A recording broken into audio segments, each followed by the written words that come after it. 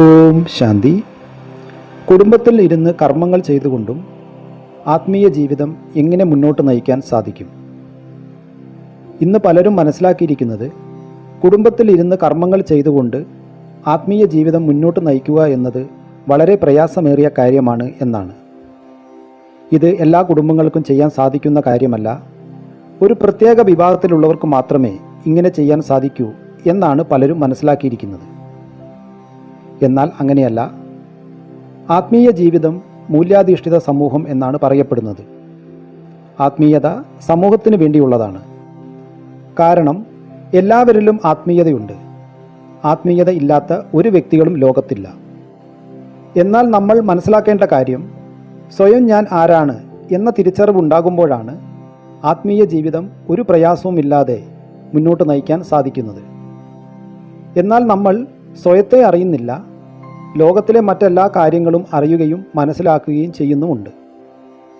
ഞാൻ ആരാണ്, ഞാൻ എന്താണ്, ഈ കാര്യത്തെക്കുറിച്ച് അറിയുന്നില്ല. ഞാൻ ആരാണ് എന്നറിയുമ്പോഴാണ് ജീവിതത്തിന് മഹത്വമുണ്ടാകുന്നതും ജീവിതത്തിൻ്റെ മഹത്വം വർദ്ധിക്കുന്നതും.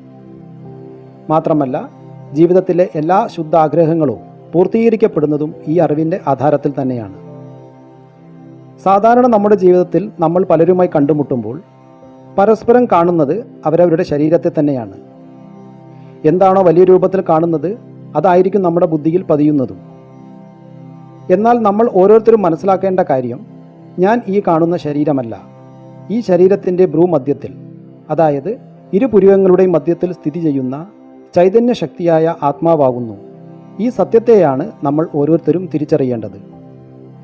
എന്നാൽ നമ്മൾ ആ സത്യത്തെ മറന്ന് ആ സ്ഥാനം ശരീരത്തിന് നൽകിയാണ് നമ്മുടെ ജീവിതം മുന്നോട്ട് കൊണ്ടുപോകുന്നത്. അതുകൊണ്ടാണ് ആത്മീയത നമ്മുടെ ഉള്ളിലുണ്ടെങ്കിലും പ്രായോഗിക ജീവിതത്തിൽ നമുക്കത് ഉപയോഗിക്കാൻ സാധിക്കാത്തത്.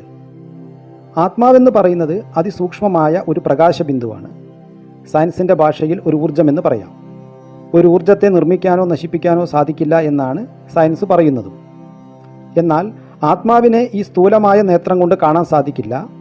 അറിയാനും മനസ്സിലാക്കാനും സാധിക്കും.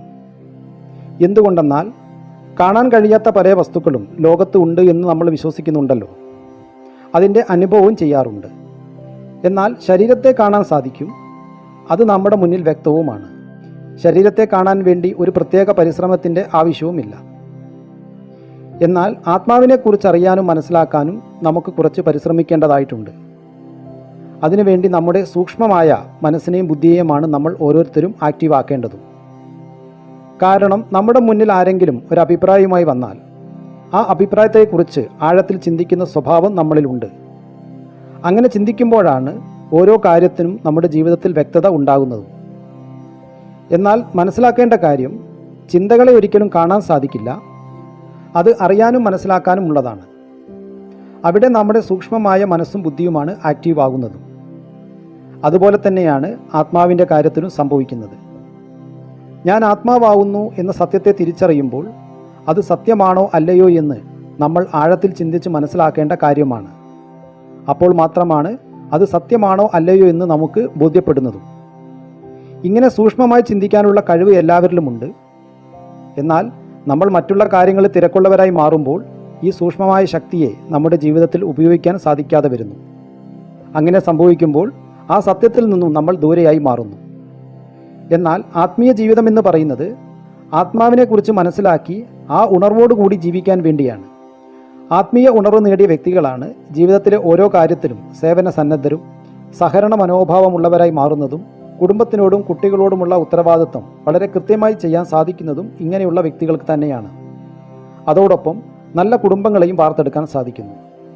ഇതുതന്നെയാണ് നമ്മൾ ഓരോരുത്തരും ചെയ്യേണ്ട കാര്യവും. ബ്രഹ്മകുമാരീസ് ഈശ്വരീയ വിശ്വവിദ്യാലയം ഇങ്ങനെയുള്ള ട്രെയിനിങ് ക്ലാസ്സുകൾ എല്ലാവർക്കും നൽകുന്നുണ്ട്. കുടുംബത്തിലിരുന്നു കൊണ്ട് എങ്ങനെയാണ് ആധ്യാത്മിക ജീവിതം മുന്നോട്ട് നയിക്കേണ്ടത് എന്നതിനെക്കുറിച്ചിട്ടുള്ള ക്ലാസ്സുകൾ സൗജന്യമായി നടത്തി വരുന്നുണ്ട്.